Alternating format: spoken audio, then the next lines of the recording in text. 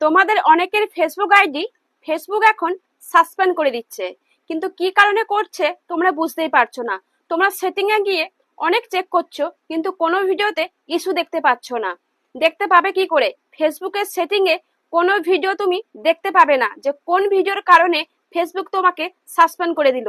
তার জন্য তোমাকে যেতে হবে অন্য এক জায়গায়। তো কোন জায়গায় গেলে তুমি জানতে পারবে যে কোন ভিডিওর মাধ্যমে ইস্যু এসেছে আর কোন ভিডিওর জন্যই তোমার ফেসবুকটা সাসপেন্ড করে দিয়েছে।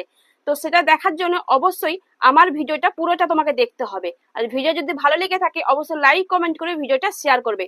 তো চলো কথা না বাড়িয়ে স্ক্রিনের দিকে লক্ষ্য রাখো, আমি তোমাদের আজকে সেই ভিডিওটা দেখাবো যে কোন ভিডিওর কারণে তোমাদের ফেসবুক সাসপেন্ড করে দিয়েছে।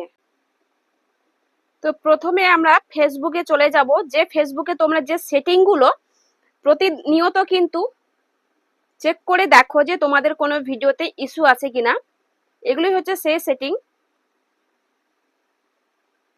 যেগুলোতে তোমরা প্রতিনিয়ত চেক করো যে তোমাদের কোনো ভিডিওতে ইস্যু আছে কিনা।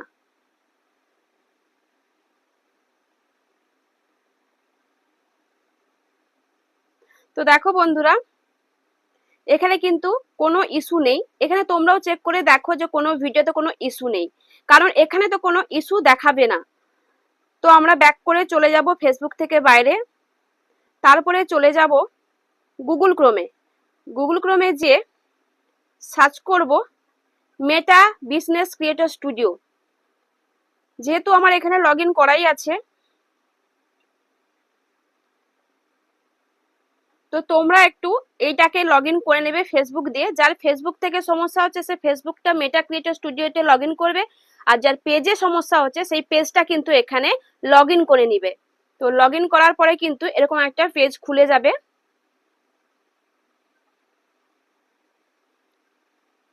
যেহেতু আমার আগে থেকে লগ ইন করা ছিল, তো লগ ইন করার সাথে সাথে কিন্তু এরকম পেজ একটা তোমাদের সামনে চলে আসবে।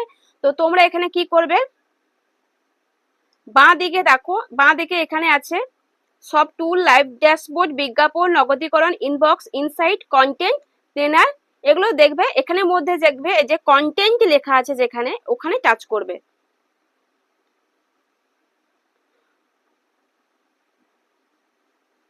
তো দেখো ওখানে আমি টাচ করলাম। দেখো আমার পেজে যত ভিডিও পোস্ট করা আছে সেই ভিডিওগুলো কিন্তু এখানে শো করছে। তো এখানেই কিন্তু আসল সমস্যাটা দেখা দেবে, কোন ভিডিওর জন্য তোমার ফেসবুক সাসপেন্ড করে দিয়েছে।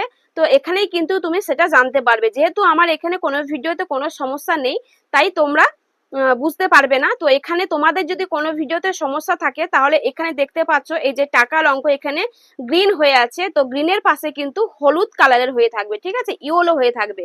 তো ইয়েলো কালারের যখন হয়ে থাকবে তখনই বুঝবে যে ওই ভিডিওর মাধ্যমে তোমাদের সমস্যা হয়েছে, আর ওই সমস্যার কারণে ফেসবুক তোমাদের আর্নিংটা সাসপেন্ড করে দিয়েছে।